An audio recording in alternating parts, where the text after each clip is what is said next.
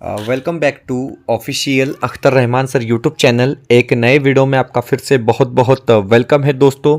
SST pedagogy को लेकर, सामाजिक विज्ञान या सामाजिक अध्ययन को लेकर एनसीईआरटी के सिलेबस के हिसाब से आज फिर कुछ इंपॉर्टेंट और सिलेक्टेड क्वेश्चन हम सीटेट फरवरी 2026 के लिए देखने वाले हैं दोस्तों। पेपर 2 के लिए जिस तरीके के प्रश्न यहाँ पर आपके सामने लाए गए दोस्तों, एनसीईआरटी के सिलेबस के हिसाब से हम जो एक एक क्वेश्चन है आप लोगों के लिए चुनकर यहाँ पर लाए हैं दोस्तों।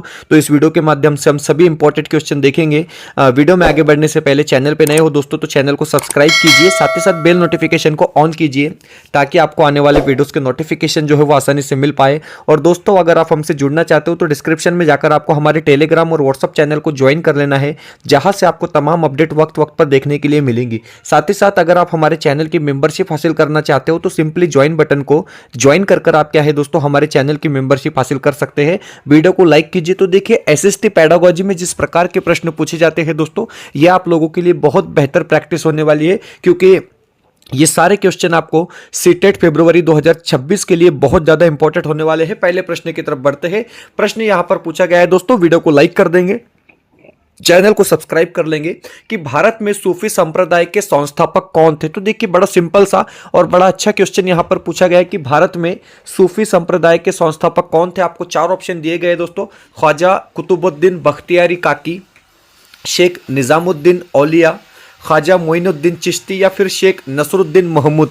इस प्रकार आपको 4 ऑप्शन दिए गए दोस्तों। और देखिए, सूफी संप्रदाय के जो संस्थापक थे उनका नाम है ख्वाजा मोइनुद्दीन चिश्ती। ऑप्शन जो थर्ड रहेगा दोस्तों वो क्या रहेगा, यहां पर आपका सही जवाब रहेगा। उसके बाद हम सेकंड क्वेश्चन की तरफ बढ़ते हैं। अब देखिए, सेकंड क्वेश्चन आपसे इस प्रकार यहां पर पूछा गया है कि विनय पिटक एक ग्रंथ है जो अभिलेखित करता है। देखिए, विनय पिटक एक ग्रंथ है जो किससे संबंधित है या जो अभिलेख करता है। इस प्रकार का प्रश्न क्या है आपको यहां पर पूछा गया है दोस्तों। आपको क्वेश्चन जो है वो हिंदी में पूछे जाएंगे या इंग्लिश में पूछे जाएंगे। किसी भी माध्यम से आप परीक्षा दे रहे हो दोस्तों, मराठी माध्यम हो, उर्दू मीडियम हो या फिर आपका हिंदी माध्यम हो, आपको हिंदी में और इंग्लिश में ही क्वेश्चन पूछे जाएंगे। तो प्रैक्टिस भी उसी लैंग्वेज में करना बहुत ज्यादा इंपॉर्टेंट है, नहीं तो यहां पर कुछ पढ़ेंगे और वहां पर कुछ समझ में नहीं आएगा दोस्तों, मिस्टेक हो जाएगा। तो चलिए, विनय पिटक एक ग्रंथ है जो अभिलेखित करता है। इस प्रकार का प्रश्न है तो बौद्ध के नियम को अभिलेख करता है। ऑप्शन जो फोर्थ रहेगा दोस्तों वो क्या होगा, यहां पर हमारा बिल्कुल सही जवाब रहेगा। अगले प्रश्न की तरफ बढ़ते हैं। प्रश्न नंबर 3 जिस प्रकार यहां पर पूछा गया है कि निम्नलिखित व्यक्तियों में से किसकी कविताएं और विचारों को पंचवाणी या बीजक में संरक्षित किया गया है। तो देखिए, ये जो क्वेश्चन होता है दोस्तों, आपने रिसेंटली टीएटी पढ़कर भी आए हैं और यहां आपको पता होना चाहिए कि बीजक किसकी रचना है या फिर पंचवाणी किसकी रचना है। इस प्रकार का प्रश्न यहां पर पूछा गया है। 4 ऑप्शन आपकी स्क्रीन पर है दोस्तों, और कबीर क्या रहेगा यहां पर हमारा बिल्कुल सही जवाब रहेगा। ऑप्शन 1 जो रहेगा वो क्या रहेगा दोस्तों, बिल्कुल परफेक्ट आंसर यहां पर क्या है होने वाला है। अगला जो प्रश्न पूछा गया है कि निम्नलिखित में से कौन सा युग्म 4 बाग का एक स्थल नहीं है। तो देखिए दोस्तों, 4 बाग का एक स्थल नहीं है, इस प्रकार का प्रश्न क्या है आपको यहां पर पूछा गया है। तो देखिए, हुमायूं का मकबरा 4 बाग से संबंधित है, लाल महल बारी ये भी 4 बाग से संबंधित है दोस्तों, लेकिन शालीमार बाग ये भी क्या होगा हमारा 4 बाग से संबंधित होगा। लेकिन कुव्वत उल इस्लाम मस्जिद ये क्या है दोस्तों, यहां पर अलग पाई जाती है। तो ऑप्शन सेकंड जो है हमारा क्या रहेगा, बिल्कुल सही जवाब यहां पर क्या है दोस्तों रहने वाला है। चलिए, अब अगला जो प्रश्न है दोस्तों, वायुमंडल की परतों को लेकर एक क्वेश्चन जो है आपका फिक्स होता है।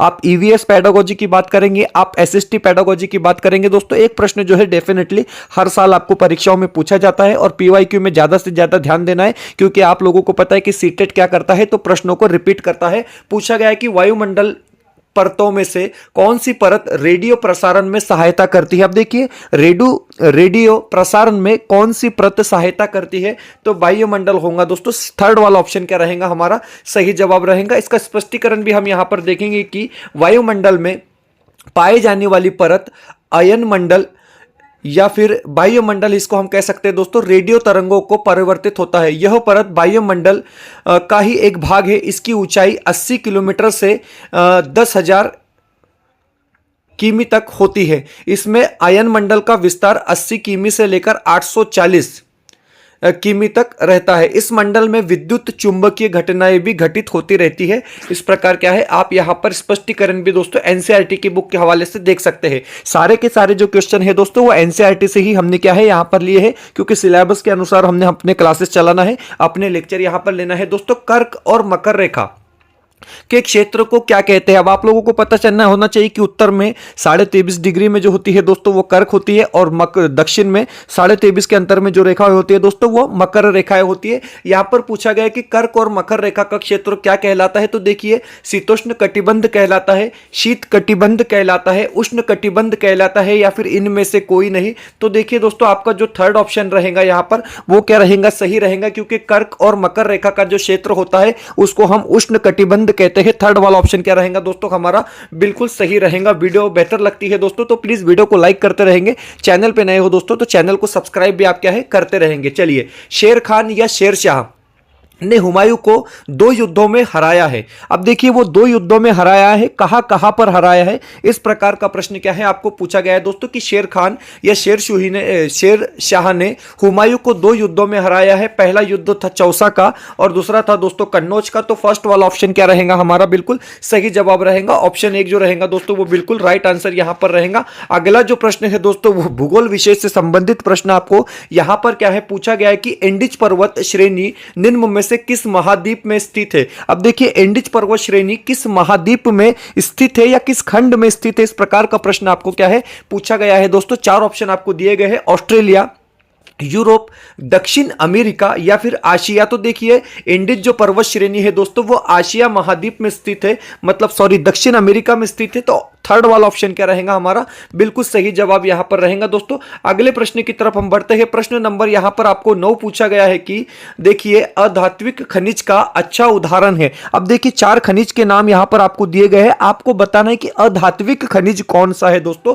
तो देखिए अभ्रक क्या होगा हमारा, अधात्विक खनिज होगा। ऑप्शन जो थर्ड रहेगा दोस्तों यहां पर सही जवाब रहेगा। बड़े सिंपल से क्वेश्चन क्या है आपको एसएसटी पेडागोजी के सेक्शन में दोस्तों पूछे जाते हैं पेपर 2 के लिए। अगला जो प्रश्न यहां पर पूछा गया है तो देखिए बड़ा इंपॉर्टेंट क्वेश्चन ये होने वाला है दोस्तों, क्योंकि सिंधु सभ्यता को लेकर भी आपको क्या है हर साल परीक्षाओं में प्रश्न पूछे जाते हैं दोस्तों कि मोहनजोदाड़ो के स्थल कहां पर है, मतलब वर्तमान में जो है दोस्तों मोहनजोदाड़ो के स्थल कहां पर है। तो देखिए सिंध पाकिस्तान में है। ऑप्शन जो सेकंड रहेगा दोस्तों वो क्या रहेगा हमारा यहां पर सही जवाब रहेगा। वीडियो बेहतर लगती है तो प्लीज वीडियो को लाइक कर लेंगे। चैनल पे नए हो दोस्तों तो प्लीज चैनल को सब्सक्राइब कर लेंगे। डिस्क्रिप्शन में हमने अपने टेलीग्राम और व्हाट्सएप चैनल की लिंक दे रखी है, वहां से आप क्या है हमारे टेलीग्राम और व्हाट्सएप चैनल को भी ज्वाइन कर लेंगे।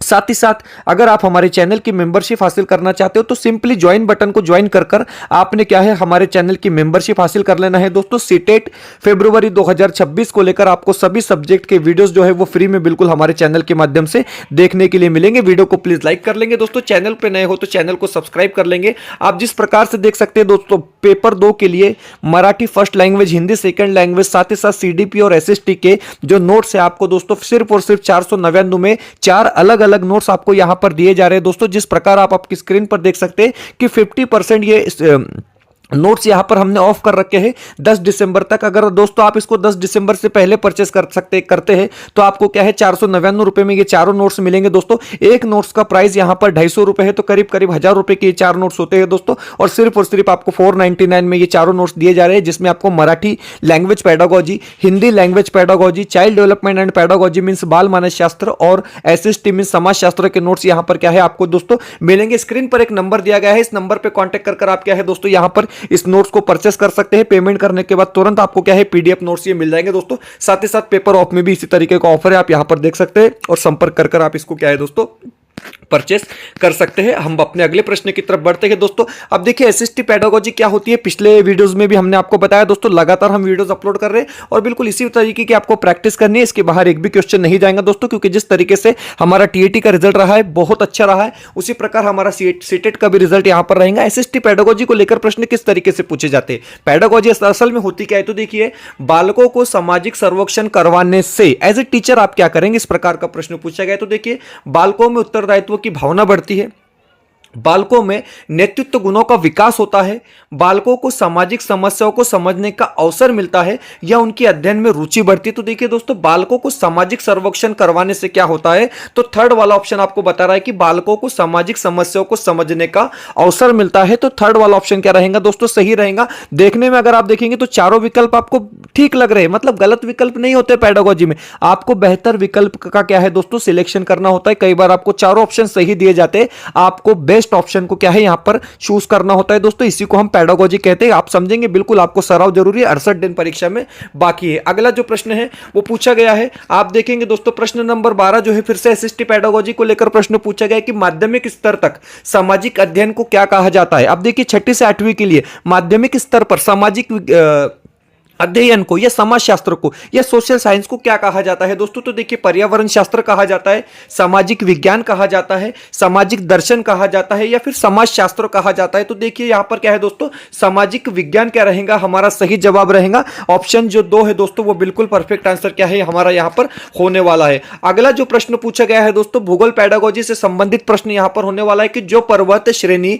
शेष अन्य से भिन्न है वह कौन सी है। अब देखिए यहां पर अगर आप देखोगे दोस्तों तो आल्प्स पर्वत श्रेणी, इंडिज पर्वत श्रेणी और हिमालय पर्वत श्रेणी जो है एक जैसी है, लेकिन यहां पर अपलेशियन ये जो है दोस्तों ये शेष से भिन्न है। इसका रीजन क्या है हम आपको बताएंगे। तो देखिए इसका रीजन इस प्रकार है दोस्तों कि एप्लेशियन पर्वतमाला नॉर्थ अमेरिका के पूर्वी भागों में स्थित है, ओके, जिसको हम फोल्डेड माउंटेन कहेंगे, परंतु अन्य 3 की अपेक्षा इसकी ऊंचाई कम है, इसलिए ये क्या है दोस्तों शेष से भिन्न है। ये बात भी आप क्या है यहां पर समझेंगे। अगला जो प्रश्न यहां पर आपको पूछा गया है, प्रश्न नंबर 14 दिया गया है कि शिक्षार्थियों के संकलनात्मक आकलन का उद्देश्य क्या है। अब देखिए शिक्षार्थियों के संकलनात्मक आकलन का उद्देश्य क्या माना जाता है दोस्तों। 4 ऑप्शन आपको स्क्रीन पर दिए गए।